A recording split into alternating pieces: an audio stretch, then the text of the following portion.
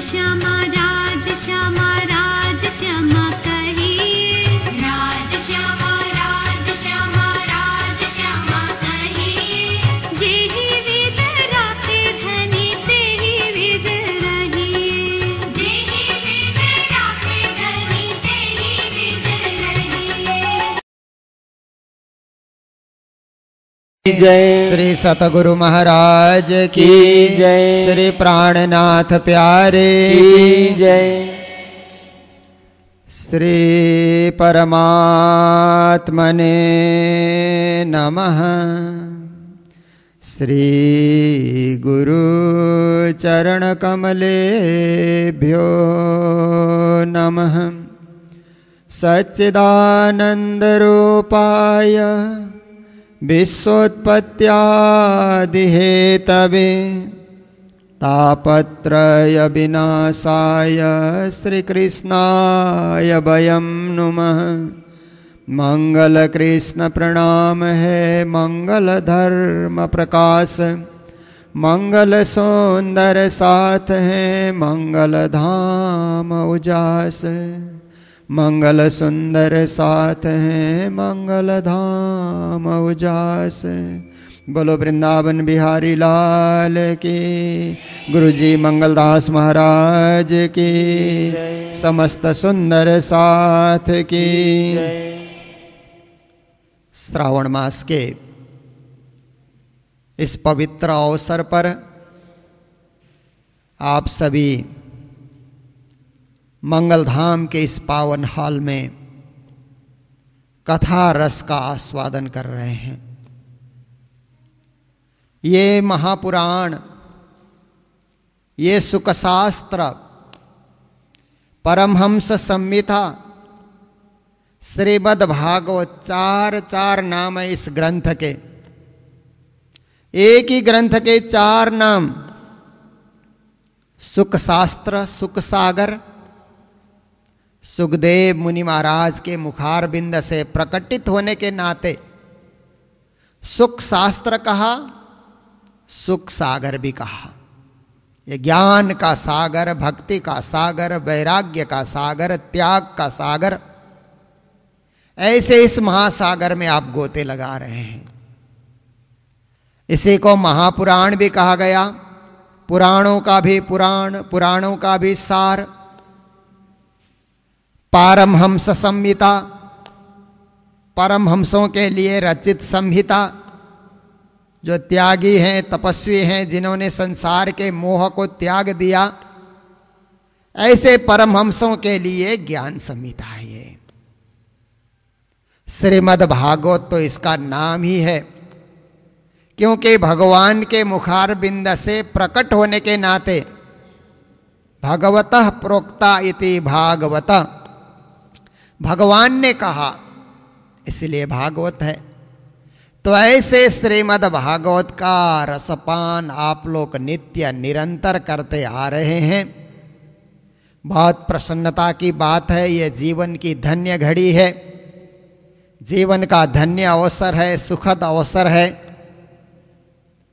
बीतक में श्रीमद् भागवत के विषय में कहा गया, श्री परब्रह्म लीला रस का यह जो ग्रंथ भागवत, तिनको सुन के स्वर्ग का ये सब साधना करता।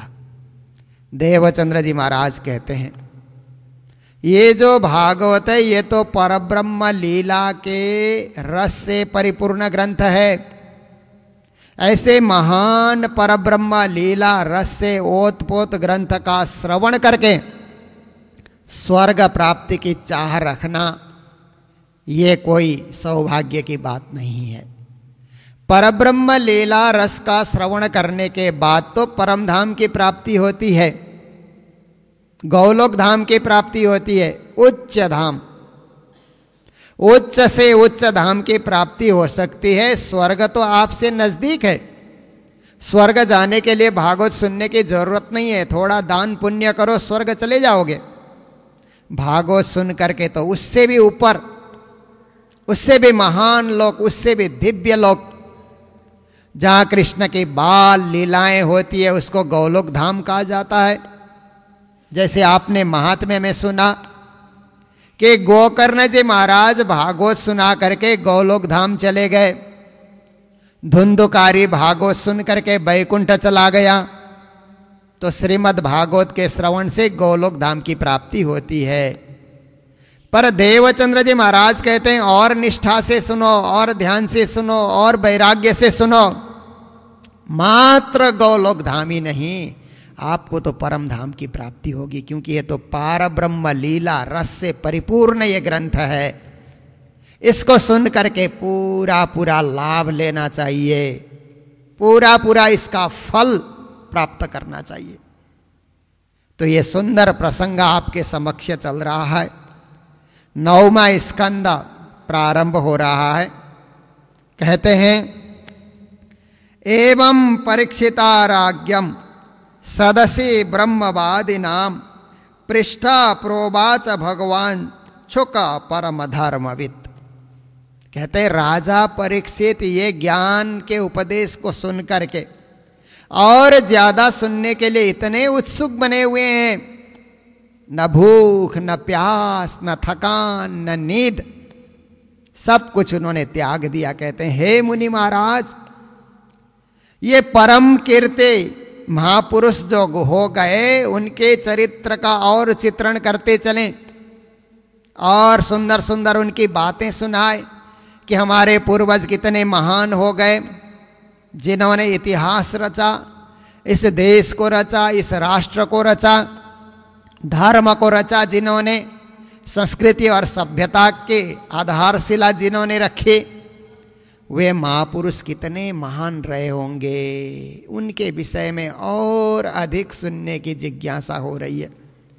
तो सुखदेव मुनि महाराज कहते हैं कि तुम्हारी जिज्ञासा अवश्य पूर्ण होगी। वैवस्वत मनु जो थे वो संतानहीन थे, उनकी कोई संतान नहीं थी। फिर भगवान वशिष्ठ ने संतान प्राप्ति कराने के लिए मित्र वरुण का यज्ञ कराया। यज्ञ करते समय यज्ञ में आहुति देना था, तो उस समय वैवस्वत मनु ने तो कहा मुझे पुत्र की चाह है, पर उनकी पत्नी श्रद्धा ने धीरे से जाकर के होता जो आहुति देने वाले हैं उनको कहा मुझे कन्या की इच्छा है। देखिए पति पत्नी में भी विचार नहीं मिलते हैं तो किस प्रकार परिवार में संकट आ जाता है। पति पत्नी का दाम्पत्य जीवन में एक विचार होना चाहिए, अनेक विचार नहीं। पतिदेव ने जाकर के कहा मुझे पुत्र की चाह है, और पत्नी ने जाकर के धीरे से कहा कि ऐसे मंत्रों का पाठ करना है कि घर में पुत्री आ जाए, कन्या आ जाए। बाद में तो इला नाम की कन्या का जन्म हुआ। तो उस समय अब बोलने लगे, वैवस्वत मनु बोलने लगे कि हे वशिष्ठ जी, आपको तो मैंने कहा था पुत्र की प्राप्ति के लिए आप यज्ञ करें, घर में तो पुत्री आ गई, क्या होगा? आपने कैसे मंत्रों का पाठ किया, कैसे हवन किया, कैसे आपने यज्ञ किया? तो वशिष्ठ जी सोचने लगे मैं तो ब्रह्मवादी हूं, मेरी बात कहीं भी झूठ ही नहीं जाती है। हुआ क्या? उन्होंने अनुसंधान किया तो पता लगा कि उनकी पत्नी ने पीछे से पुत्री की कामना करके हवन कराया था, पर राजा की इच्छा है पुत्र की। तो उन्होंने वशिष्ठ जी ने भगवान से प्रार्थना की कि हे भगवान, मैंने जो यज्ञ कराया है ये यज्ञ इस प्रकार से विपरीत अर्थ वाला नहीं होना चाहिए।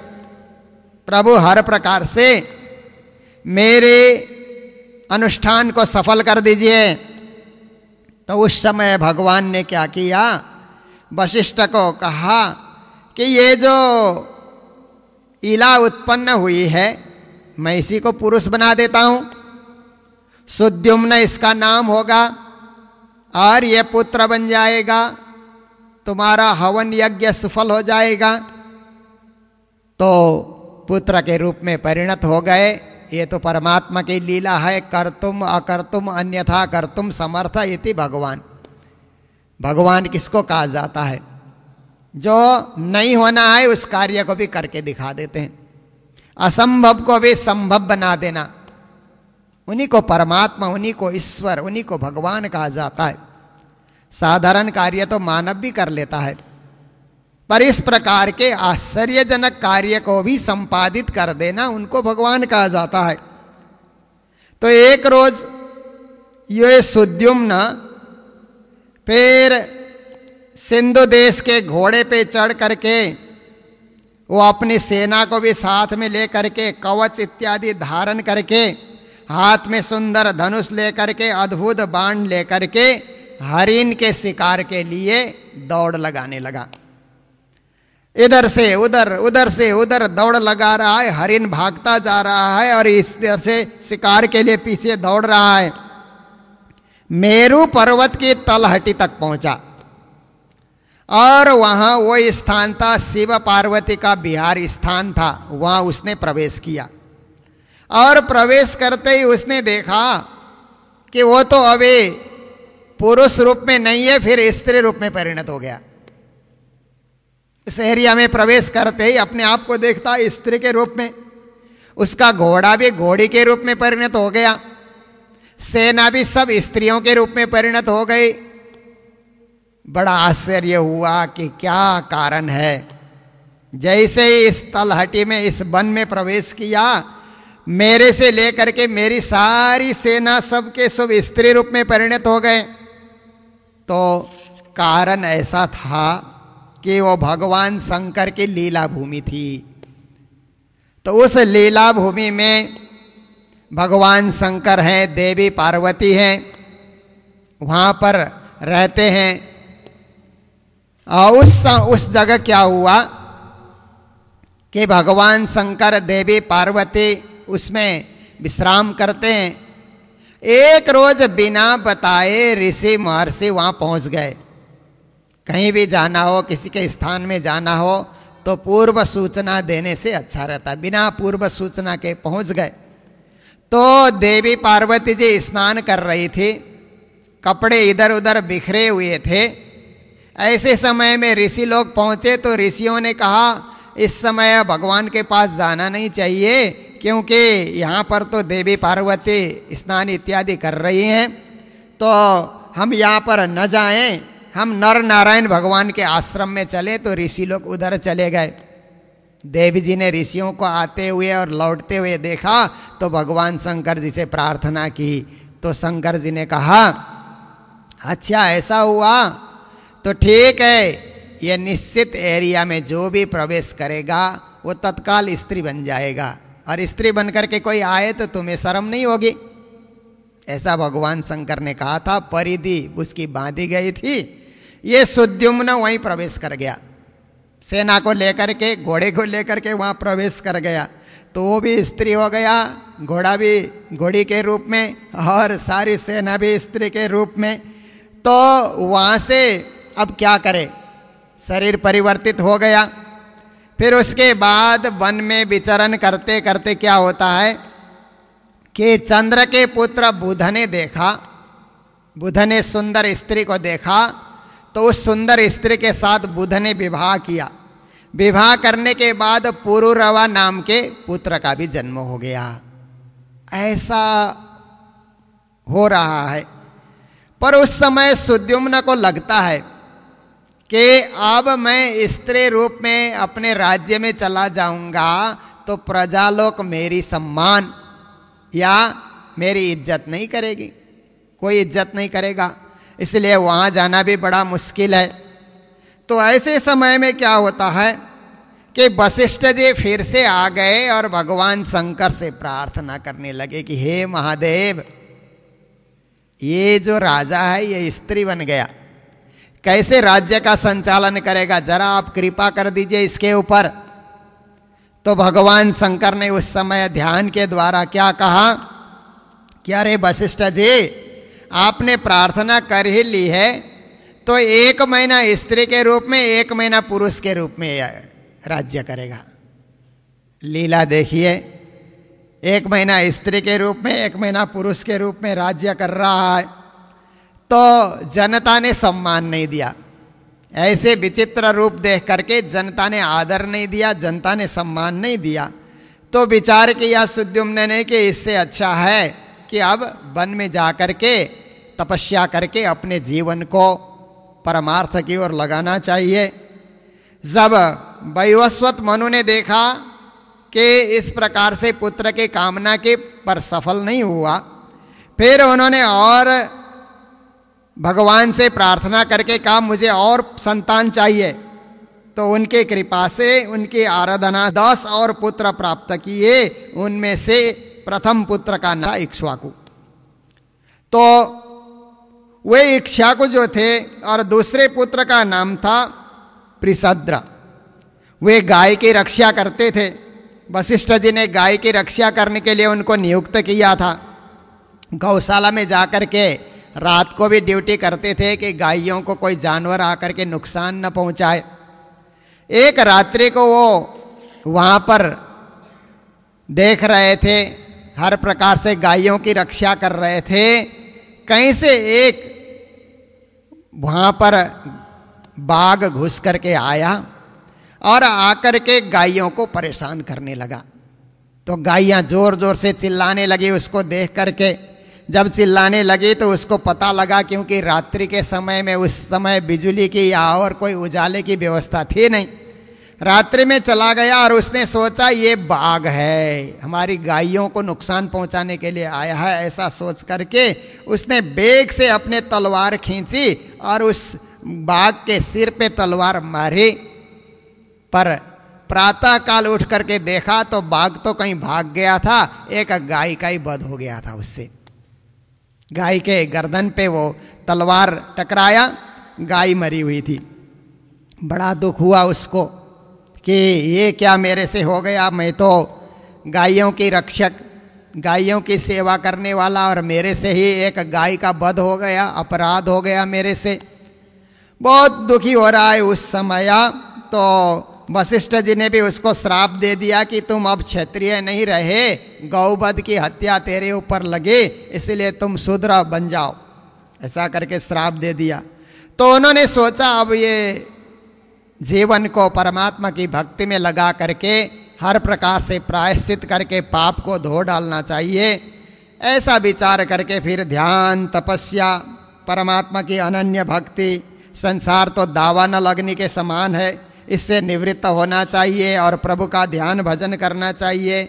ऐसा सोच करके उस तरफ ये भी लग जाते हैं। और उसी परंपरा में सरियाती नाम के और एक राजा हो गए, जो वेदों को जानने वाले बड़े निष्ठावान और विद्वान राजा थे, और ऋषियों से वो बड़े सम्मानित भी थे हर प्रकार से। तो उनकी एक कन्या थी जिनका नाम था सुकन्या। बहुत चंचल थी उनकी लड़की। एक रोज राजा घूमते हुए अपनी कन्या को भी लेकर के, कन्या की और सहेलियां भी साथ में हैं, एक ऋषि के आश्रम में वन में घूमते हुए जाकर के पहुँचे। सेना को भी लेकर के साथ गए हुए हैं। तो सुकन्या अन्य कन्याओं के साथ कभी दरख्त में चढ़ती है, कभी फूल को तोड़ती है, कभी फल को तोड़ती है, इधर नाचती है, उधर उछलती है, ये सब कर रही थी। तो वहाँ पर एक दिम्मक का ढेर देखा उन्होंने। दिम्मक ने ढेर उठा रखा है और वहीं पर 2 छिद्र हैं, छोटे छोटे 2 छिद्र हैं। उसकी छिद्र के अंदर कुछ चमक रहा है, चमकने का कुछ ज्योति सा उनको दिखलाई दिया। तो एक कांटा लेकर के उन्होंने उस छिद्र में, सुकन्या ने कांटा लेकर के वहाँ पर डाल दिया। तो वहाँ से तो खून निकलने लगा, क्योंकि च्यवन ऋषि तपस्या कर रहे थे और तपस्या करते करते दिम्मकों ने उनके शरीर के ऊपर मिट्टी भर दिया था। उनकी आँख में चोट आई। चोट आने के कारण बाहर जब इस तरह से खून बहने लगा तो सारे सैनिक भी उस समय स्तब्ध हो गए। चलने फिरने में सामर्थ्य नहीं रही सैनिक की। तो राजा ने कहा, सैनिकों ऐसा कैसे हुआ?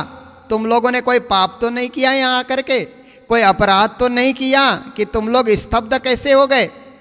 क्या कारण है? फिर उस समय सुकन्या आकर के बोलती है, पिताजी मेरे से एक अपराध हुई। मैंने कोई चमकता हुआ देखा छिद्र के अंतर्गत और कांटा मैंने उसमें डाला तो वहाँ से खून निकला। तो राजा समझ गए कि ये तो च्यवन ऋषि के आंख में इसने नुकसान पहुंचाई है। फिर कहने लगे, ऋषि भी अब तपस्या से उठ जाते हैं। उठने के बाद अब राजा ने कहा कि सुकन्या, तेरे को बहुत बड़ा पाप लगा, तुमने बहुत बड़ा अपराध किया है, इसीलिए ऋषि जी की सेवा में रहो, ऋषि की सेवा करो और हर प्रकार से इनको रिझाओ, इनको संतुष्ट रखो। अब राज दरबार में जाने की कोई जरूरत नहीं है। ऋषि से क्षमा याचना करके अपनी कन्या भी ऋषि की सेवा में अर्पित करते हुए राजा सैनिकों को लेकर के दरबार लौटते हैं। तो सुकन्या जो बड़े क्रोधी च्यवन ऋषि थे उनकी सेवा में संलग्न हो गई और हर प्रकार से सेवा करती रही। तो एक रोज कहीं से घूमते घामते अश्विनी कुमार चल करके आए जो देवताओं के वैद्य थे। उन्होंने देखा कि कन्या तो सुंदर है पर ऋषि महाराज तपस्या करके बूढ़े लगते हैं, उनके अंग प्रत्यंग बीमार लगते हैं। तो फिर ऋषि की प्रार्थना पे अश्विनी कुमार ने कहा कि च्यवन ऋषि जी, अगर आपको इस कन्या के योग्य बनना है तो ये तालाब में जाकर के आप स्नान कीजिए। जैसे ही आप स्नान करेंगे आप भी सुकुमार बन जाएंगे, आपका शरीर भी सुंदर सुकुमार का जैसा हो जाएगा। तालाब में स्नान किया तो वो भी सुकुमार हो गए। फिर सुकन्या के साथ वैवाहिक जीवन यापन करते हैं। तो इस प्रकार से कुछ दिनों के बाद सरयाती राजा सोचने लगे, मेरी कन्या को मैंने वन में छोड़ दिया था एक ऋषि के आश्रम में, तकलीफ पा रही होगी, कष्ट पा रही होगी, राज दरबार की कन्या और वन में ऋषि के आश्रम में कितने कष्टों को झेल रही होगी, जा कर के देखना चाहिए। राजा आते हैं तो एक जवान पुरुष की सेवा अपनी कन्या कर रही है। राजा को बड़ा गुस्सा आया कि मेरी कन्या है तो बहुत कुल की है, अच्छे उच्च कुल की कन्या है, परंतु पर पुरुष की सेवा क्यों कर रही है। राजा ने डांटना शुरू किया तो सुकन्या कहते, पिताजी क्षमा करें, यही आपके दामाद हैं जो ऋषि महाराज हैं, वो अश्विनी कुमारों के कृपा से ये भी सुकुमार बन गए हैं, इसलिए आप मुझे डांटे नहीं। तो कहा ये जामाता हैं, ठीक है। फिर उन्होंने दोनों की बड़ी सेवा की और इस प्रकार से पुत्री को भी गले से लगाया कि बड़ा अच्छा हुआ। फिर च्यवन ऋषि ने सरयाते को सोम यज्ञ अनुष्ठान करने का आदेश दिया। अश्विनी कुमार यहाँ आए तो अश्विनी कुमार को सोमपान करने का, सोम रस पीने का अधिकार नहीं था, वो भी अधिकार उनको दिया गया। इंद्र को थोड़ा गुस्सा भी आता इस बात पे, परंतु ऋषि के आगे किसी का कोई जोर नहीं चला। उसी परंपरा में, ये वंश परंपरा में कैसे कैसे राजा हुए और क्या क्या उन्होंने लीलाएं की, संक्षिप्त में आपको बताया जा रहा है। रेवत नाम के राजा हुए, फिर उनके पुत्र थे कुकुदनी, उनकी कन्या का नाम था रेवती। रेवती बहुत सुंदर थी, बहुत सुंदर और शरीर सुडोल उनका था, हर प्रकार से योग्य थी। जब विवाह के योग्य बनी तो पिता ने सोचा कि मेरी कन्या इतना सुंदर है तो मेरा वर भी सुंदर होना चाहिए। तो सोचा चलते हैं ब्रह्मा जी के पास, ब्रह्मलोक में चलते हैं और पितामह से पूछते हैं कि मेरी कन्या का सुयोग्य वर कहाँ है, बताएं। ब्रह्मलोक चले गए अपने तपस्या के बल से कन्या को लेकर के। ब्रह्मलोक में कोई सभा में पितामह व्यस्त थे, वहाँ पर एक कार्यक्रम चल रहा था, उस कार्यक्रम में वो व्यस्त थे, इसलिए जल्दी से ब्रह्मा जी से बात नहीं हुई। थोड़ी देर के बाद कार्यक्रम समापन हुआ तो राजा ने कहा कि हे पितामह, मेरी सुंदर कन्या के लिए वर ढूंढने आया हूँ, कहिए कहाँ होगा वो वर। तो ब्रह्मा जी कहते हैं क्या बात करते हो, मृत्युलोक से ब्रह्मलोक में आए हुए हो, मृत्युलोक में तो कितना जल्दी समय व्यतीत हो जाता है, तुमको पता है 27वां चतुर्युग बीत चुका है मृत्युलोक में, तुम्हारे साथ वाले सब मर गए, कोई नहीं है, उनके नाती पोते कोई भी नहीं है, और वंश आ चुकी है। क्या बात करने के लिए तुम इतना दूर कल चल करके आए हो? 27 चतुर्युगी बीत चुके हैं, इसलिए अब जल्दी उतरो, जल्दी उतरो। ये तो क्या है कि वहां पर इस वक्त ये बलराम जी जो वसुदेव के पुत्र हैं, बलराम जी, वो विवाह के योग्य हैं, इसलिए अपनी कन्या रेवती को ले जा करके उनके साथ धूमधाम से विवाह कराओ।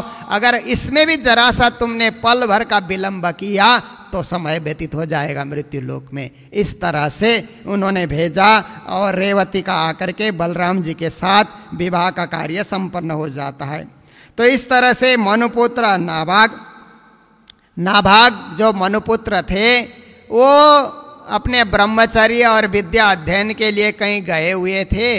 वापिस आते हैं तो उनके बड़े भाइयों ने सब राज्य बांट लिया, बंटवारा कर लिया, छोटे भाई के लिए कुछ नहीं रखा। तो छोटे भाई ने आकर के पूछा कि भाइयों, आप लोगों ने राज्य का बंटवारा तो किया, तो मेरे लिए क्या रखा? कहते तुम्हारे लिए पिताजी रखा है, पिताजी की सेवा करो। अच्छा, खुश हो गए वो भी कि आप लोगों ने राज्य, पिताजी का धन का तो बंटवारा कर लिया और पिताजी की सेवा नहीं कर सकते और मुझे सौंप रहे हो। ठीक है, मैं तो विद्या अध्ययन करके आया हूँ, पिताजी की सेवा करूँगा। बड़े प्रेम से पिता की सेवा करने लगे, क्योंकि ये आजकल के लोगों के लिए शिक्षा है। माता पिता के धन को बांटने के लिए जल्दी से सब लड़के तैयार हो जाते हैं, पर माता पिता की सेवा के लिए कोई आगे नहीं आता। तो ये जो थे, इन्होंने, नाभाग ने फिर कहा कि मैं पिताजी की सेवा करूँगा। तो पिताजी की सेवा करके पिताजी को बहुत प्रसन्न किया। बहुत पिताजी जब प्रसन्न हो गए तो उस समय कहने लगे, बेटा तुम्हारे बड़े भाइयों ने तेरे लिए कोई धन नहीं रखा, मेरी सेवा ही तुम्हें सौंप दी। तो ऐसा है कि ब्राह्मण लोग यज्ञ हवन कर रहे हैं, उस यज्ञ हवन में कुछ धन बच जाएगा, वो धन तुम अपने लिए सुरक्षित कर लेना। तो वहाँ चले जाते हैं बचा हुआ यज्ञ का धन लेने के लिए। जब अंगिरस गोत्रीय ब्राह्मण लोग यज्ञ हवन करके वहाँ से स्वर्ग की ओर लौट गए तो बचा खुचा धन अपने लिए सुरक्षित कर रहे थे। तो एक काला कलूटा व्यक्ति आकर के खड़ा हो गया, खबरदार, इस धन के ऊपर तेरा कोई हक नहीं है, क्यों बटोर रहा है? ये धन के ऊपर तो मेरा हक है। देखने में बड़ा काला कलूटा है। तो कहने लगा, अच्छा आपका हक है तो आप रख लीजिए, मेरे को तो पिताजी ने यहाँ पर भेजा था इसलिए मैं आया। तो उस समय कहता है, तेरा पिता बड़ा धर्मात्मा है और तेरे पिता से ही जाकर के पूछ कि इस धन के ऊपर तेरा हक होगा या मेरा हक होगा। जाकर के पिताजी से पूछ के आ। तो पिताजी के पास पहुंच गए और कहते हैं कि यज्ञ के धन के ऊपर किसका हक होगा पिताजी, आप बताइए। तो कहा, यज्ञ के बचे हुए धन पर तो जब दक्ष प्रजापति यज्ञ कर रहे थे तभी बचा हुआ जो कुछ बचेगा उसके ऊपर तो रुद्र भगवान का, शिव जी का हक होगा। ऐसा उस समय पास किया था वो लोगों ने, उनका ही हक होना चाहिए। तो शायद फिर शिव जी काले कलूटे व्यक्ति के रूप में आए होंगे। वापिस चला गया और जाकर के उसने कहा कि फिर आप यदि भगवान शंकर हैं तो आपका ही हक है, आप रख लीजिए। तो उसने कहा, बेटा मैं सिर्फ तेरी परीक्षा करने के लिए आया था, यह धन तेरा ही है। तेरे पिताजी कितने सत्यवादी हैं कि अपने बेटे का मोह न करते हुए जो दक्ष के यज्ञ में जो कुछ पास हुआ था उसके हिसाब से ही तेरे पिताजी ने बता दिया कि यह शंकर का भाग है।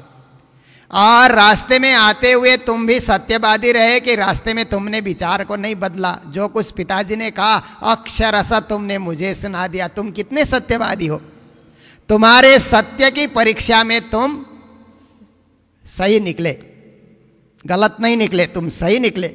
इसलिए सारा धन तुम्हारा है। इतना धन मिला कि दूसरे भाई पहले बंटवारा करने वाले देखते रह गए कि देखो छोटे भाई ने पिताजी की सेवा की तो कितना बड़ा धन मिला, हम केवल राज्य संपत्ति बंटवारा करते रहे, हमारे पास क्या रहा। इस तरह से कई राजा हो गए हैं और उसी नाभाग के पुत्र का नाम था अम्बरीश। अम्बरीश तक इतिहास लाने के लिए सब सुनाया जा रहा है। तो अम्बरीश राजा जो थे ये परम ज्ञानी, राज ऋषि, चरित्रवान, ब्राह्मणों के सेवक, हर प्रकार से शत्रुओं को दंड देने वाले और किसी भी अभ्यागत को दान पुण्य खूब करने वाले, बड़े भाग्यवान, पृथ्वी के सातों द्वीप पे राज करने वाले, बड़े अचल संपत्ति इनके पास थी, अतुलनीय ऐश्वर्य इनके पास था। ये सोचते थे कि केवल धन के मद में पड़ना तो घोर नरक में जाने वाला काम है, इसलिए धन को धर्म की सेवा में लगा देना चाहिए, परमात्मा की भक्ति में धन को खर्च करना चाहिए। कृष्ण के बड़े भक्त थे और साधु संतों की सेवा किया करते थे। कृष्ण के जुगल चरणार बिंद का हमेशा आस लिए बैठते थे, कृष्ण के मंगलमय कथा का श्रवण करते थे और हर प्रकार से श्री कृष्ण के लिए माला, चंदन इत्यादि तैयार करना, सेवा में संलग्न रहना। प्रजा पालक भी थे, प्रजाओं को भी भक्ति योग की शिक्षा देना। और उन्होंने समझा घर, स्त्री, पुत्र, भाई, बंधु, बड़े बड़े हाथी, घोड़े, ये सब पैदल, ये चतुरंगिणी सेना, ये सब कुछ क्या है, ये क्षण भंगुर है। केवल परमात्मा की भक्ति सत्य है। ब्रह्म सत्यम जगन मिथ्या। सत्य यदि कुछ है तो ब्रह्म परमात्मा सत्य है, बाकी ये जगत तो मिथ्या है, ऐसा उनको पूर्ण विश्वास था। तो उनकी भक्ति को देख करके भगवान विष्णु ने सुदर्शन चक्र उनकी रक्षा के लिए दे रखा था। सुदर्शन चक्र हमेशा उनकी रक्षा किया करता था। एक रोज राजा अम्बरीश ने क्या किया कि एकादशी, 11 कहते हैं ना, 11 का उन्होंने व्रत रखने का उन्होंने निश्चय किया और 12 की तिथि में उस व्रत को पूरा किया जाता है, 13 लगने से पहले। तो उन्होंने जमुना जी में स्नान किया, मधुबन में भगवान श्री कृष्ण की पूजा की, महाअभिषेक इत्यादि विधि से हर प्रकार से उन्होंने अभिषेक करके फिर चंदन माला इत्यादि से हर प्रकार से भगवान की पूजा करके भक्ति भाव पूर्वक उन्होंने फिर 11 का उपवास रखा। और जैसे ही 11 का उपवास पूरा हुआ तो जितने ब्राह्मण वहाँ पर आए हुए थे उन ब्राह्मणों को स्वादिष्ट व्यंजन बना करके जो जैसा चाहता है उनको भोग व्यंजन सब अर्पण किया, भोजन कराया, उनको गौदान किया। जिस जिस ब्राह्मण को गौ की ज़रूरत है, बड़ी संख्या में उनके पास गौएँ थी, उन गौओं को उन्होंने क्या किया कि सींग में भी सोना मढ़ करके, गौ के खूर में भी चांदी मढ़ करके ऐसे बना बना करके सुंदर सुंदर बछड़े गौ ब्राह्मणों को दान में दे दिया। इतना करने के बाद अब 12 ब्राह्मणों ने कहा कि राजा अम्बरीश जी, 12 की तिथि पूरी होने में अब बहुत कम समय है, आप भोजन कर लीजिए, नहीं तो 13 की तिथि प्रारंभ हो जाएगी, इसलिए जल्दी से आप पारायण कर लीजिए। तो उस समय राजा ने विचार किया, ठीक है। ये सोच ही रहे थे कहीं से दुर्वासा ऋषि टपक गए और दुर्वासा ऋषि अतिथि के रूप में पधारे तो राजा ने उनका बड़ा सत्कार किया। सत्कार करके दुर्वासा ऋषि जी की पूजा की और कहा, महाराज ब्राह्मण देव आप भी यहाँ भोजन कर लीजिए, भोजन स्वीकार कीजिए। तो कहा ठीक है, हाँ मैं भोजन करता हूँ, परंतु अभी नदी में जाकर के स्नान करके आऊँगा, उसके बाद ही भोजन करूँगा। तो नदी में स्नान करने चले गए तो इतना ज़्यादा उन्होंने नहाने में समय लगा दिया कि सारे ब्राह्मण लोग बोल रहे हैं कि हे राजा जी, 12 के अब बस 1 घड़ी बाकी है 12 पूरी होने में, आप कुछ कर लीजिए, ये उपवास को आप खोल लीजिए, आप पारण कर लीजिए। तो राजा ने विचार किया कि इतना बड़ा यज्ञ किया है और ब्राह्मण लोग जब आग्रह कर रहे हैं तो उन्होंने विचार किया कि मैं पानी पी लेता हूँ, भोजन तो मैं नहीं करूँगा जब तक दुर्वासा जी का भोजन नहीं होगा, मैं जल पी करके फिर पारण कर लूँगा। ऐसा सोच करके उन्होंने जल पी लिया ब्राह्मणों के आग्रह पे। जल पी करके बैठे थे तो इतने में दुर्वासा जी नहा करके वापिस आ गए और उनको पता चला कि अम्बरीश ने जल पी लिया है। दुर्वासा ऋषि को बड़ा गुस्सा आया, कांपने लगे जोर जोर से, और भूखे भी थे। भूखे व्यक्ति को गुस्सा आ जाए तो कितना चिल्लाता है। वो जोर जोर से कहने लगे कि अरे राजा, तुमने पारण कर लिया, और कहते हैं भौवे भी चढ़ा करके कहते हैं कि तुमने ये ठीक नहीं किया, तुमने मेरा अपमान किया। डांटने लगे कि तो कितना क्रूर है, धन का मतवाला है और भगवान की भक्ति करने का बहाना करता है। देखो तो मेरा जो है मान सम्मान को भूल गया। एक अतिथि सामने आए हुए हैं और अतिथि का निमंत्रण भी तुमने मान लिया, बिना अतिथि को खिलाए पिलाए खुद पहले खा लेना। ये कौन सा गृहस्थ का धर्म है? तेरे को अब भी फल चखा देता हूं। ऐसा करके गुस्से में दुर्वासा ऋषि ने अपनी जटा उखाड़ ली।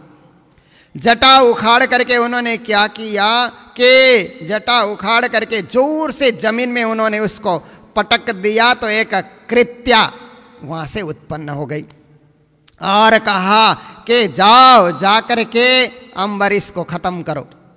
गुस्से में जब उन्होंने ऐसा कहा तो कृत्या वहां से आग के समान दहकते हुए बन करके अम्बरीश के ऊपर जब वहां पर टूट पड़ती है तो ऐसे समय में क्या होता है कि धरती भी कांप रही है, अम्बरीश भी देख रहे हैं, मेरा तो कोई दोष नहीं है, पर ऋषि जी को इतना गुस्सा आ गया, अब क्या होगा ऐसा सोच ही रहे थे। तो जो सुदर्शन चक्र पहले से भगवान ने उनकी रक्षा के लिए दिया था, उस सुदर्शन चक्र ने अपने आप ही उस कृत्या को जला करके स्वाह कर दिया, राख कर दिया। और वो सुदर्शन चक्र फिर चुप नहीं रहा, दुर्वासा ऋषि का पीछा करने लगा, दुर्वासा ऋषि को खत्म करने के लिए भागे ऋषि वहां से डर के मारे। अब तो ये सुदर्शन चक्र मेरे कोई काट काट करके खत्म कर डालेगा। अपने ऊपर ही विपत्ति आई जब उन्होंने देखा तो बिना कुछ खाना बिना कुछ पीना अपने जान बचाने के लिए वहां से भागे। पीछे पीछे सुदर्शन चक्र आ रहा है, आगे आगे दुर्वासा जी भागे जा रहे हैं। कभी कोई दिशा में, कभी आकाश में, कभी पृथ्वी में, कभी अतल में, कभी बीतल में, कभी नीचे के लोक में, कभी समुद्र में, कभी लोकपाल के पास अपनी सुरक्षा के लिए, कभी स्वर्ग में पहुंच जाते हैं। तो इस तरह से देखते हैं तेज धार वाला सुदर्शन चक्र उनको कहीं भी नहीं छोड़ता है, जहां जाते हैं पीछे पीछे सुदर्शन चक्र आ रहा है। बहुत घबरा गए, बहुत डर गए, तो उन्होंने सोचा ब्रह्मलोक में जाकर के ब्रह्मा जी का आश्रय ग्रहण करूंगा, तभी मैं सुदर्शन चक्र के इस आक्रमण से बच सकता हूं। ब्रह्मलोक में चले गए और ब्रह्मा जी से प्रार्थना करने लगे, हे पितामह आप तो स्वयंभू हैं, तेजोमय, इस सुदर्शन चक्र से मेरे को बचाइए, कृपा करके आप बचाइए।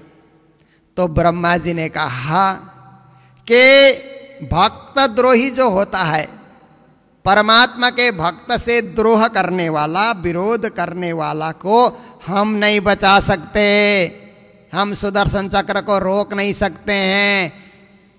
तो फिर वहां से निराश हो गए।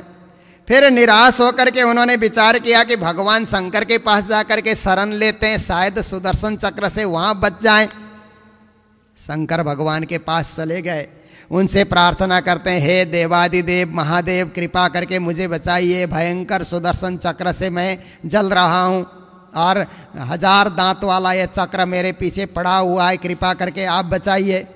शिव जी ने भी कहा मेरे से नहीं होगा, मैं नहीं बचा सकता, जिसने भक्त का द्रोह किया है उसको देवी देवता कोई नहीं बचा सकते। भगवान विष्णु के शरण में चले गए, हे भगवान सुदर्शन चक्र भी आप ही का है, इसलिए कृपा करके मुझे बचाइए, ये सुदर्शन चक्र तो मेरा पीछा कर रहा है, क्या होगा। तो विष्णु भगवान क्या कहते हैं, अहम भक्त पराधीनो ह्यस्वतंत्र इव द्विजा साधुभिर्ग्रस्त हृदयो भक्त भक्त जन प्रिया। कहा हे दुर्वासा ऋषि, मैं तो भक्त पराधीन हूं, जिसने भक्त के साथ द्रोह किया है, भक्त का अपमान किया है, उसको मैं भी नहीं बचा सकता। इसलिए जाओ जाकर के राजा अम्बरीश का शरण ग्रहण करो, उनसे क्षमा याचना करो, तब जाकर के सुदर्शन चक्र के इस आक्रमण से आप बच सकते हो। और उपाय कोई नहीं है, क्योंकि वो महान भक्त हैं, वो साधारण भक्त नहीं है। तो इतना हो जाने के बाद घूम फिर करके फिर अम्बरीश के पास आ गए। अम्बरीश तो प्रतीक्षा कर रहे थे। अम्बरीश को बड़ा दुख भी हुआ कि मेरे कारण आज ऋषि तकलीफ पा रहे हैं। उनको बड़ा दुख हुआ था। उन्होंने पानी पी करके कब ऋषि लौट करके आएंगे प्रतीक्षा कर रहे थे। तो ऋषि आकर के उस समय क्षमा याचना करते हैं कि ये सुदर्शन चक्र ज्वाला मेरे ऊपर छोड़ रहा है और इसकी धार मेरे शरीर के करीब पहुंच रही है। हे राजा अम्बरीश, मेरी रक्षा करो, मैं दुखी हो करके इस तरह से लौट करके आया हूँ। जब अम्बरीश ने कहा कि हे सुदर्शन भगवान, हे भगवान का सुदर्शन, कृपा करके आप शांत हो जाइए, आप ठंडे हो जाइए, क्योंकि आप ठंडे होंगे तो ये ऋषि महाराज शांति से बैठ सकते हैं। इसलिए मैं प्रार्थना करता हूँ कि आप अपना जो चक्र घूम रहा है उस कर दीजिए और हर प्रकार से आप स्थिर हो जाइए। इस तरह से जब अम्बरीश ने उस सुदर्शन चक्र की प्रार्थना की तो सुदर्शन चक्र भी धीरे धीरे धीरे धीरे शांत हो गया। और इतना हो जाने के बाद दुर्वासा ऋषि को बड़ी प्रसन्नता हुई और वह कहने लगे कि राजा अम्बरीश धन्य है, मेरे को बचाया। मेरे को पहचान नहीं थी कि भक्तों की महिमा कितनी बड़ी होती है। भगवान भी भक्त के पराधीन होते हैं। महान भक्त तो भगवान से भी बड़े होते हैं। धन्य है। फिर दुर्वासा ने क्या किया, अनेक शब्दों के द्वारा अम्बरीश राजा को आशीर्वाद देने लगे, वरदान देने लगे, प्रशंसा करने लगे कि तुम महान हो, तुमको मैंने पहचान लिया। हे राजन, मेरे अपराध के लिए, मैंने जो अमंगल किया उसके लिए मुझे क्षमा कर दो। जब दुर्वासा जी ऐसा करने लगे तो उस समय राजा अम्बरीश ने सोचा कि ऋषि महाराज भूखे हैं, इसलिए इनको भोजन करा देना चाहिए। राजा ने सारा प्रबंध कर रखा था। बड़े आदर और सत्कार के साथ भोज्य सामग्री उनको भोजन कराया गया। बड़े प्रेम के साथ उन्होंने भी भोजन ग्रहण कर लिया। और भोजन ग्रहण करने के बाद ऋषि महाराज बोलते हैं कि राजा अम्बरीश, तुमने भी भोजन किया? तो अम्बरीश कहते हैं, हे मुनि महाराज, जब से आपके पीछे सुदर्शन चक्र गया है मैं केवल जल पी करके आपकी प्रतीक्षा कर रहा था। आपकी सेवा हो गई, आप प्रसन्न हो गए, आप तृप्त हो गए। आप अपने लोक को जब वापस जाएंगे उसके बाद ही मैं भोजन ग्रहण करूंगा। ये भक्तों का चरित्र, भक्तों का लक्षण और भक्तों का महान हृदय, इस कथा को सुनने से हमें पता चल जाता है। फिर दुर्वासा जी आकाश मार्ग से ब्रह्मलोक की यात्रा करते हैं और उसके बाद 1 साल, ये बीच में 1 साल बीत गया था। 1 साल तक राजा पानी पी करके ही रहे। उसके बाद फिर दुर्वासा जी जाने के बाद उन्होंने भगवान को चढ़ाया हुआ पवित्र भोजन प्रसाद उन्होंने ग्रहण कर लिया। उनके मन में जरा सा दर्द रहा कि एक ऋषि जी को इस प्रकार से कष्ट हुआ, तो पर क्या कर सकते हैं, भक्तों की अवहेलना कोई संसार में करता है तो उसको कोई न कोई दंड मिल ही जाता है। इसलिए कभी भी कहीं किसी भक्त का अपमान नहीं करना चाहिए। भक्त हमेशा आदरणीय होते हैं, भक्त हमेशा पूजनीय होते हैं। अम्बरीश के विरूप केतुमान शंभु नाम के पुत्र हुए। वंश परंपरा बड़ी लंबी है, तो इस प्रकार से राज्य का संचालन करते चले और वहाँ उसी वंश परंपरा में मानधाता नाम के एक राजा हुए। वो भी 7 द्वीप में राज्य करते थे। उस समय के भारत के राजा पूरी पृथ्वी पे राज्य करते थे। कुछ कुछ राजा तो स्वर्ग और पाताल तक भी राज करते थे। तो पृथ्वी के 7 द्वीप में मानधाता का राज्य है और उनकी पत्नी बिंदुमती है। उनसे 3 पुत्र हुए हैं। तो इस प्रकार से अब क्या होता है कि वहीं पर एक सौरभी नाम के ऋषि भी वहाँ पर रहा करते थे। ऋषि जी बड़े तपस्वी थे। एक रोज जमुना जी में डुबकी लगाने के लिए चले गए थे, तो मत्स्य राज के पारिवारिक सुख को देख करके उनको लगा कि ये ऋषि का जीवन से बढ़कर के गृहस्थ का जीवन अच्छा है। ऐसा सोच करके उन्होंने विचार किया कि हमारे महाराज मानधाता के तो 50 कन्याएं हैं, एक कन्या मेरे को विवाह में वो प्रस्तुत करेंगे तो मेरा भी गृहस्थ जीवन अच्छा से चलेगा। राजा के पास चले गए तो राजा ने कहा कि ऋषि जी, आप तपस्या करते करते आपका शरीर जीर्ण शीर्ण हो गया है और मेरी कन्याएं सुकुमारी राज दरबार में पलती हैं, आपको पसंद करेगी नहीं करेगी। ऋषि जी ने अपने तपस्या के बल से अपना शरीर भी सुंदर बनाया, तो 50 की 50 कन्याओं ने ऋषि जी को ही वरण कर लिया। ऋषि जी का भी अपना गृहस्थ जीवन सुंदर रीत से चलने लगा। राजा आकर के मानधाता कभी कभी देखते हैं तो 7 द्वीपों का राज करने वाले उतने सुखी नहीं हैं जितने सुखी ऋषि उनकी कन्याओं को लेकर के संसार में सुखी जीवन यापन कर रहे हैं। देखिए, बड़ा धन होने से कोई सुखी नहीं होता है, मन में संतोष हो तो व्यक्ति सुखी होता है। संतोषम परमम सुखम असंतोषम महादुखम। असंतोष महादुख का कारण होता है, संतोष परम सुख का कारण होता है। फिर उसके बाद एक रोज फिर ऋषि जी ने विचार किया, सौरभी ने विचार किया कि ये माया संसार मोह दुनियादारी ये तो बंधन का कारण है, इससे आत्मा मुक्ति नहीं मिलती है। इसीलिए कुछ काल तक संसार को देखने के बाद, घर परिवार को देखने के बाद आत्मा कल्याण का मार्ग भी ढूंढना चाहिए।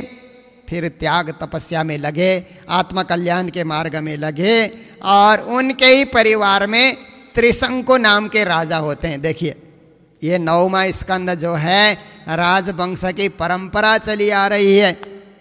त्रिशंकु नाम के राजा हुए, और ये त्रिशंकु ऐसे थे सशरीर स्वर्ग में जाना चाहते थे। इसलिए वो यज्ञ हवन करके इन्होंने वशिष्ठ जी को कहा कि ऐसा यज्ञ करा दीजिए कि मैं सशरीर स्वर्ग में चला जाऊं। कहा संभव नहीं है, ये तेरे से नहीं होगा।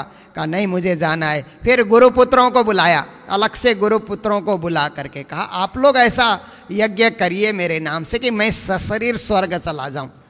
तो गुरुपुत्रों ने कहा कि पहले आपने पिताजी से कहा, अब हमसे कह रहे हो, इसलिए हम आपको श्राप देते हैं कि आप चांडाल बन जाएं, क्योंकि बार बार ब्राह्मणों से आप धोखा कर रहे हैं। चांडाल बना दिया उनको। इतने में विश्वामित्र जी को पता लगा। वशिष्ठ और विश्वामित्र का आपस में प्रतिस्पर्धा होती थी, आपस में वो लोग द्वंद्व करते रहते थे। तो वशिष्ठ जी जो करें विश्वामित्र उसका उल्टा कर देते थे। तो क्या हुआ, विश्वामित्र ने कहा मैं ऐसा हवन करा देता हूँ, यज्ञ करा देता हूँ कि त्रिशंकु तुम सशरीर स्वर्ग चले जाओ, आओ बैठो। बड़ा यज्ञ उन्होंने करा दिया और त्रिशंकु को स्वर्ग में भेज दिया। जब स्वर्ग में वो चला जाता है तो इंद्र ने देखा ये नया आदमी कौन आ रहा है, नया देव कौन आ रहा है, ये तो त्रिशंकु है। इंद्र ने वहां से धक्का दे दिया, गुरु के साथ धोखा करने वाला स्वर्ग में कैसे पहुंचा तू, निकल जा यहां से। धक्का दिया इंद्र ने, तो ऊंधे मुंह होकर के स्वर्ग से पृथ्वी में गिर रहे थे। विश्वामित्र जी ने अपने तपस्या के बल से कहा कि त्रिशंकु नहीं गिरेगा, वहीं अटका रहेगा, उधर ही अधर में ही अटका रहेगा। ऐसे उन्होंने अपने साधना से उनको वहीं पर टिका दिया। तो त्रिशंकु ऊंधे मुंह लटके हुए हैं। इसलिए जो स्वार्थ परायण होकर के आधा अधूरा कार्य करता है, त्रिशंकु की तरह ऊंधे मुंह उसको लटकना पड़ता है। इसलिए ऐसा कार्य नहीं होना चाहिए। गुरुमुखी बन करके संसार में जीवन जीना चाहिए, मनमुखी नहीं बनना चाहिए। इस कथा को श्रवण करके ये शिक्षा मिलती है। और उसी परिवार में फिर क्या होता है, त्रिशंकु के पुत्र का नाम था हरिश्चंद्र, सत्यवादी राजा हरिश्चंद्र। राजा हरिश्चंद्र की बड़ी कीर्ति है, पर उनके यहाँ भी कोई पुत्र न होने के कारण वो भी बड़े निस्संतान हो करके बड़ी दुखी हो रहे थे। वरुण देव की उपासना उन्होंने की और वरुण देव से प्रार्थना की कि एक झलक पुत्र का दिखा दीजिए। भले ही जन्म हो जाए, जन्म होने के बाद आपको ही चढ़ाना पड़े, उस समय अश्वमेध यज्ञ, गौमेध यज्ञ, नरमेध यज्ञ यह सब चलते थे, तो मेरा बालक आपको ही बलि चढ़ाना पड़े तो भी मैं तैयार हूं, परंतु एक झलक पुत्र का मुंह मुझे देखना है। ऐसे प्रार्थना की तो वरुण देवता ने कहा ठीक है, झलक दिखा देते हैं, तेरी इच्छा पूरी हो जाएगी। पुत्र का जन्म करा दिया, तो पुत्र जन्म होने के बाद अब चढ़ा मेरे को, तो हरिश्चंद्र कहने लगे इसका कम से कम नामकरण संस्कार तो हो जाए, फिर चढ़ा देंगे। नामकरण संस्कार हुआ तो वरुण देवता आकर के बोलते हैं कि अब चढ़ा ले, तो उस समय कहते हैं कि इसके दांत निकल आए तो चढ़ा देंगे आपको। दांत निकल आए तो फिर कहने लगे कि अब चढ़ाओ, अब क्या हुआ? तो कहते हैं ये तो दूध के दांत हैं, असली दांत नहीं हैं। असली दांत जब निकल आएंगे, क्योंकि दूध वाले दांत गिर जाते हैं ना, फिर दूसरे दांत आते, वो आएंगे तो आपको चढ़ा देंगे। वो दांत भी निकल आए, और वो निकल आने के बाद फिर कहा अब चढ़ा ले, अब क्यों नहीं चढ़ाता है? कहता है ये अब कवच धारण करने लगे तो आपको चढ़ा देंगे। इतने में रोहित उसका नाम था, लड़के का नाम, वो भी कुछ कुछ समझने लगा। तो उसने क्या किया कि मेरे को तो बलि चढ़ा रहे हैं, वन में चला गया, चुपके से वन में चला गया। और वन में जाकर के, वन में जब वो चला गया तो पिताजी क्या हो गया कि अपने वादा पूरा न कर पाने के कारण राजा हरिश्चंद्र थे तो सत्यवादी, पर एक महोदर नाम के रोग से पीड़ित हो गए। बेटे रोहित को पता लगा कि पिताजी रोग से पीड़ित हो गए तो मुझे चले जाना चाहिए। जब वो आ रहा है तो इंद्र बीच में मिल गए। इंद्र ने कहा अरे रोहित, जा कर के बलि चढ़ने से अच्छा है तुम वन में ही भजन करो, वन में ही भक्ति करो, क्यों जाते हो? ऐसा करके बार बार इंद्र रोकते हैं। तो इस प्रकार से 6 वर्ष तक रोहित वन में ही रहे। पिता के पास जाने की बड़ी इच्छा होती है। उसी बीच हरिश्चंद्र ने विचार किया अपना लड़का तो वन में चला गया, फिर सुनसेप नाम का एक मोल दे करके एक बेटा उन्होंने बना लिया और उसको ला करके वहाँ पर यज्ञ हवन की तैयारी हो गई। देवता लोग भी वहाँ पर आ गए, वशिष्ठ जी ब्राह्मण बन करके, और बहुत सारे मुनिगण जमदग्नि इत्यादि इत्यादि सब आ गए, विश्वामित्र जी भी सब आ गए और उन्होंने अपनी पत्नी के साथ यज्ञ किया। तो इसी प्रकार से एक रोज क्या हुआ कि उनका यज्ञ सफल होता देख करके विश्वामित्र जी ने एक रोज क्या किया, ब्राह्मण का वेश बना लिया। ब्राह्मण का वेश बना करके एक लड़का और एक लड़की, ब्राह्मण कुमार और एक लड़की तैयार करके राजा हरिश्चंद्र से कहा कि ये दो जो वर और कन्या हैं, इनका विवाह करने के लिए मैं ब्राह्मण हूँ, मेरे पास धन नहीं है, इसलिए तुम पर्याप्त धन दो। तो ये धन इतना कम है, और दान करो, और दान करो। सारा राज्य का धन उन्होंने दान में ले लिया। दान में लेने के बाद फिर कहने लगे तुमने दान तो दिया राजा, पर दक्षिणा नहीं दिया है। दान के ऊपर दक्षिणा भी दिया जाता है, अब दक्षिणा भी रखो। तो राजा हरिश्चंद्र कहते हैं सब कुछ तो आपको दे दिया, अब दक्षिणा मैं कहाँ से लाऊं? अपनी पत्नी और अपने पुत्र रोहित को बिक्री करके उन्होंने दक्षिणा उसके ऊपर दिया। तो उनको भी काशी में जाकर के एक घाट में जो मृत व्यक्ति को जलाते हैं उस कार्य में संलग्न होना पड़ा। तो जलाए जा रहे हैं। एक तो इतने बड़े राजा थे, परंतु अपने वादा पूरा करने के लिए, सत्यवादी बनने के लिए इतने कष्ट आ गए।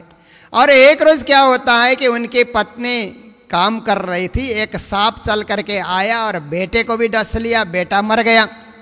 बेटा मरने के बाद बेटे को जलाने के लिए उसी घाट पे लेकर के आती है जिस घाट पे हरिश्चंद्र मृत व्यक्ति को जलाने का कार्य कर रहे हैं।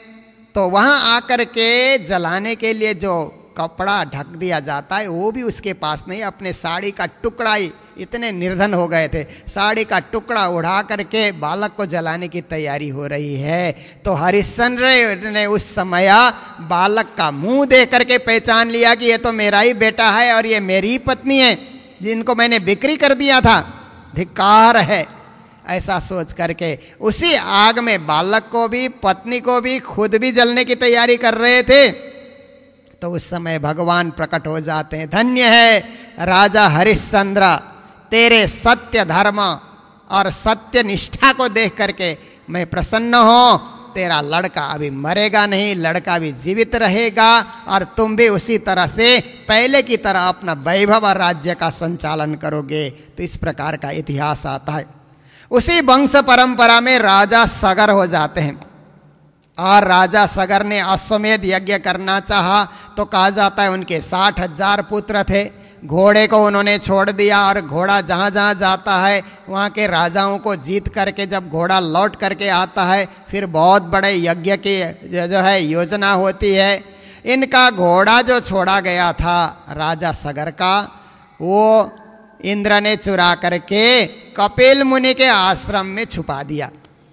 तो राजा सगर के पुत्र घोड़े को ढूंढने के लिए इधर से उधर जाते हैं, पृथ्वी को खोद डालते हैं कि घोड़ा कहाँ चला गया। उनके लड़कों ने जहाँ जहाँ पृथ्वी को खोदा वहीं नदी और समुद्र बन गए। सब जगह जाकर के पृथ्वी को खोदते हुए कपिल मुनि के आश्रम में निकट पहुँचे तो देखा कपिल मुनि तो ध्यान तपस्या में बैठे हुए हैं, आश्रम के पीछे घोड़ा बंधा हुआ है। यही ढोंगी है, देखो नाम मात्र का ये ध्यान कर रहा है परंतु ये ठग है। हर प्रकार से हमारे घोड़े को चुराने वाला यही है। आंखें मात्र इसने मूंद रखी है, ये पापी है, इसको मार डालो। इस प्रकार से जोर जोर से राजा सगर के लड़के चिल्लाने लगे तो कपिल मुनि की तपस्या टूट गई। उन्होंने धीरे से अपने नेत्रों को खोला, क्योंकि जो ऋषियों का अपमान करता है, साधकों का और तपस्वियों का अपमान करता है, उनको तो कुछ पता ही नहीं कि कौन घोड़ा लेकर के आया, क्या हुआ। पर जोर जोर से जब उनको गालियां देने लगे तो उनके नेत्र जैसे खुलते हैं तो उनके नेत्र से अग्नि प्रकट हो जाती है और 60 के 60,000 सगर के पुत्र जल करके राख हो जाते हैं। वहां पर राख का ढेर वहां खड़ा हो जाता है, क्योंकि महापुरुषों का अपमान किया था जिसका फल उनको मिला। और इसके बाद फिर राजा सगर की दूसरी पत्नी थी, केसिनी उनका नाम था। उधर से एक लड़का का जन्म हुआ था असमंजस। राजा सगर ने कहा कि तेरे भाई तो लौट करके नहीं आए, तो ढूंढने के लिए चला जा, क्या हुआ। असमंजस फिर इस तरह से ढूंढता हुआ वहाँ जा करके पहुँचता है तो उसने देखा कि कपिल मुनि के आश्रम के आगे सब राख हो गए हैं। तो उसने कपिल मुनि से प्रार्थना की कि प्रभु ये सब कैसे हुआ।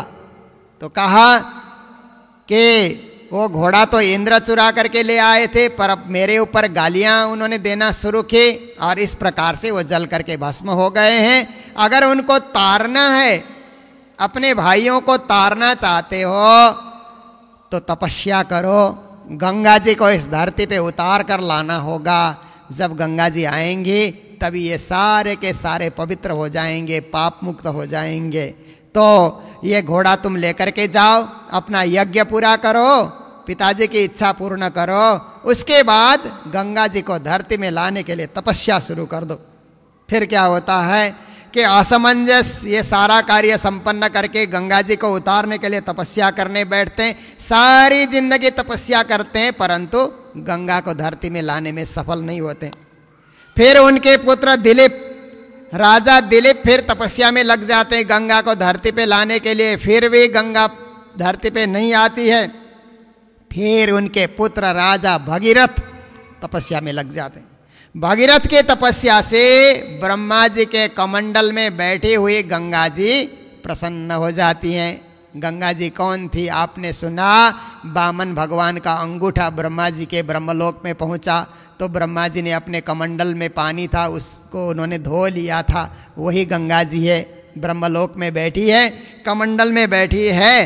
तो यहाँ से राजा भगीरथ कहते हैं कि हे देवी गंगा आप उतर आइए और मेरे पूर्वज राख हो गए हैं, भस्म हो गए हैं, आप उनको पवित्र कर दीजिए, अपने जल से आप पवित्र कर दीजिए, उनको भी पुण्य लोक मिल जाए।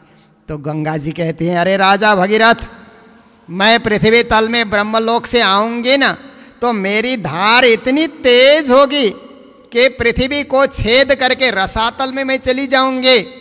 मेरी तेज धारा को कौन रोकेगा। केवल शंकर भगवान अपने जटाओं में मुझे रोकना चाहेंगे तो ही मैं रुक पाऊंगी, नहीं तो और कोई मुझे रोक नहीं सकता। फिर भगवान शंकर को रिझाने के लिए तपस्या में बैठे, पर शंकर भगवान तो जल्दी रिझ जाते हैं। आशुतोष कहा जाता है उनको, जल्दी रिझ गए। कहते हैं क्या बात है? कहा हे महादेव, आप अपनी जटा में गंगा जी को सुरक्षित कीजिए जो ब्रह्मलोक से उतर करके आ रही। भगवान शंकर ने कहा ठीक है, और उन्होंने उस बात को मान लिया। और मानने के बाद फिर गंगा जी ब्रह्मलोक से उतरते हैं, भगवान शंकर के जटा पे आते हैं और वहाँ से प्रवाहमान हो करके आप गोमुख, गंगोत्री होते हुए ऋषिकेश, हरिद्वार और प्रयागराज, पाटलिपुत्र होते हुए गंगा सागर, जहाँ कपिल मुनि का आश्रम है, जहाँ राजा सगर के 60,000 पुत्र भस्म हो गए थे, उस मार्ग से होकर के उन सब को धो करके उस राख को बहाते हुए गंगा सागर में चली जाती हैं, तो वो सब को भी मुक्ति मिल जाती है, मोक्ष गति मिल जाती है। तो देखिए, गंगा जी को धरती पे लाने के लिए राजा अंशुमान ने, राजा दिलीप ने भी तपस्या की, पर राजा भगीरथ के समय में आकर के वो कार्य सिद्ध होता है। किसी भी पुण्य कार्य करने के लिए कितनी पीढ़ियां लग जाती हैं, पर अंत में जाकर के वो कार्य सफल हो जाता है। और जिसके द्वारा जो कार्य होना होता है उसी के द्वारा वो कार्य सिद्ध होता है। चाहते तो और भी लोग हैं कि मैं भी कुछ का कुछ कर डालूं, तो होता वही है कि परमात्मा जिसको सौभाग्य देते हैं उसी को वो फल मिल जाता है। तो इस प्रकार से गंगा जी का भी इस धरती पे आगमन हुआ। गंगे तब दर्शनात् मोक्ष कहा जाता है। गंगा इतना पावन नदी है कि दर्शन मात्र से भी मोक्ष की प्राप्ति होती है। भगवान कृष्ण ने गीता में विभूति योग में कहा कि नदियों में मैं गंगा हूँ, इसलिए कभी गंगा स्नान का अवसर मिले, जमुना स्नान का जीवन में अवसर मिले, अवश्य ऐसा स्नान करना चाहिए। पाप ताप तो धुल ही जाते हैं, हमें पवित्र बन करके मोक्ष प्राप्ति करने का भी मौका मिल जाता है। और गंगा से भी महान है ज्ञान गंगा। गंगा तो है ही, पानी का गंगा है, ज्ञान के गंगा में भी कभी स्नान करने का मौका मिल जाए, क्योंकि ये जो श्रीमद् भागवत कथा है ये तो ज्ञान गंगा है। इस ज्ञान गंगा में स्नान करने का मौका मिल जाए तो इससे भी कभी पीछे नहीं हटना चाहिए। तो ये वंश परंपरा चलते हुए एक खटवांग नाम के राजा हो गए। बड़े प्रतापी थे, बड़े दानवीर, हर प्रकार से पुण्य कार्य करने वाले। एक रोज उनको लगा कि तेरी आयु तो समाप्त हो रही है, सिर्फ 2 घड़ी आयु बाकी है। 22.5 मिनट की एक घड़ी होती है। खटवांग राजा को पता चला कि अब जीने में केवल 2 घड़ी बाकी है। तो उन्होंने अपना राजपाट अपने लड़के को सौंप करके ध्यान में बैठ गए। ऐसा ध्यान किया उन्होंने, 2 घड़ी ऐसा ध्यान किया कि मोक्ष की प्राप्ति हो गई। तो इस उदाहरण से हमें यही समझना है कि परमात्मा को पाने के लिए एकाग्रता आ जाए तो जीवन भर हम तपस्या करते हैं, भजन करते हैं, सत्संग करते हैं, पर एकाग्रता आ जाए, अगर 2 घड़ी भी एकाग्रता आ जाए तो परमात्मा मिल जाते हैं। हम संसार के इस भवजल में भटके नहीं रहेंगे, उनके चरणार बिंद की हम प्राप्ति कर सकते हैं। ज़रूरत है लगनशील बनने की, ज़रूरत है समर्पित बनने की, ज़रूरत है उनके भाव में बहने की। जब कोई बह जाता है तो विश्व में सबसे बड़ा उदाहरण हो गया राजा खटवांग का, कि मात्र 2 घड़ी में मुक्ति मिली। तो सुखदेव मुनि महाराज कहते हैं, राजा परीक्षित तुम क्यों चिंता करते हो, तेरे सामने तो 7 दिन है। 2 घड़ी में भी खटवांग ने मोक्ष पा लिया, तो जिसके सामने 7 दिन पड़े हैं क्या उसको मुक्ति नहीं मिलेगी? जरूर तेरे को भी मुक्ति मिलेगी। एकाग्र होकर के इस इतिहास को सुनो, एकाग्र होकर के मैं जो कथा बता रहा हूं उसको तुम सुनो, तेरे को भी मुक्ति मिल जाएगी। राजा परीक्षित को ही 7 दिन में मुक्ति मिलेगी ऐसी बात नहीं है, हमको भी तो 7 दिन में मुक्ति चाहिए। 8वां दिन किसने देखा है? आप देखिए, रविवार से शुरू होकर के शनिवार तक 7 ही दिन तो होते हैं। हर मानव के जीवन में 7 ही दिन है।